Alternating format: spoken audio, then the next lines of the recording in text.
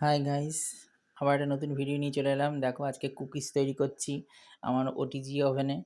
দেখো কুকিজগুলো রেডি করে ওভেনে দেওয়া হয়ে গেছে।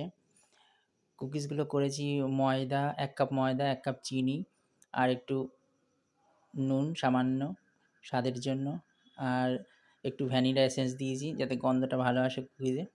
তারপরে একটা ডিম দিয়েছি, দিয়ে এবার কুকিজটা পুরো মাখিয়েছি, যেমন আটা মাখো সেরকম মেখে মাখা হবে, ডোটা তৈরি করে নেবে। তারপরে আমি হাত দিয়ে এরকম চ্যাপ্টা চ্যাপ্টা করে কুকিজগুলো তৈরি করেছি, করে ওভেনে দিয়ে দিয়েছি।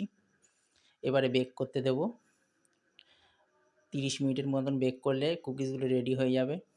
আরও কুকিজগুলো এগুলি পরের বার দেবো, সেকেন্ড হাফে দেবো, আগে ওইটা হয়ে যাবে তারপরে এটা দেবো। আর আমি টেম্পারেচার রাখতে হবে 150 ডিগ্রি, কারণ আমার ওভেনটা ছোটো তাই। আর আপার রড ও লোয়ার রড দুটোই অন থাকবে। আর টাইমিং দেবো 15 থেকে 20 মিনিট, দিলেই আমার কুকিজ রেডি হয়ে যাবে।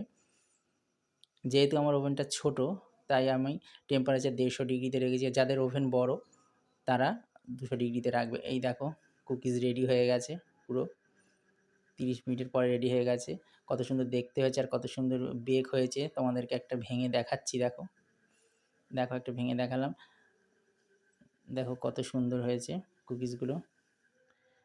একটা ভেঙে দেখাচ্ছি, দেখো এই দেখো কত সুন্দর, ভেতরটাও কাঁচা নেই কিন্তু, পুরো একদম সুন্দর বেকড হয়েছে।